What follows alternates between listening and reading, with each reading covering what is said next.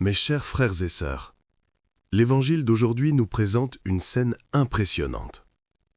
Un homme, paralysé, depuis des années prisonnier de sa douleur, sans force et sans espérance, se trouve près de la piscine probatique, un lieu où beaucoup attendaient un miracle, mais rien ne se produisait. Alors, Jésus apparaît, et quelque chose de surprenant se produit.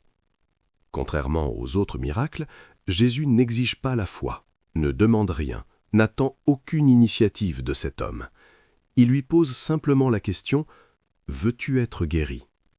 L'homme répond par des excuses, des limites et des justifications. Il ne sait même pas qui se tient devant lui. Et pourtant, Jésus agit. « Lève-toi, prends ton grabat et marche. » Et à cet instant, tout change. Voici le grand mystère. Dieu n'est pas lié à une méthode. Parfois, la conversion commence par la foi. D'autres fois, elle commence par la grâce. Parfois, nous cherchons Dieu, mais bien souvent, c'est Dieu qui nous trouve en premier. Ce fut le cas de saint Paul, persécuteur devenu apôtre. Ce fut le cas de saint François d'Assise, qui vivait dans le monde et a été transformé par Dieu. Rien ne le laissait présager, mais Dieu a choisi. Et cela nous conduit à une question profonde. Pourquoi moi ?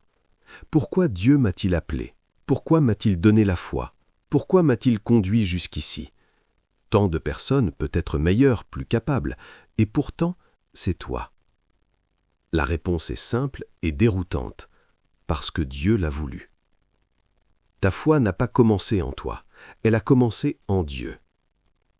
C'est lui qui a pris l'initiative, c'est lui qui t'a appelé, c'est lui qui t'a relevé, même lorsque tu ne savais pas qui il était. Aujourd'hui encore, Dieu te dit « Lève-toi ». Relève-toi de ta faiblesse, de ton péché, de ta tiédeur, et marche. Désormais, non plus avec une foi faible, mais avec un amour ardent. Demandons cette grâce. Seigneur, donne-nous l'eau de ton esprit, purifie-nous, transforme-nous et fais-nous vivre comme de véritables enfants de Dieu. Que Dieu te bénisse.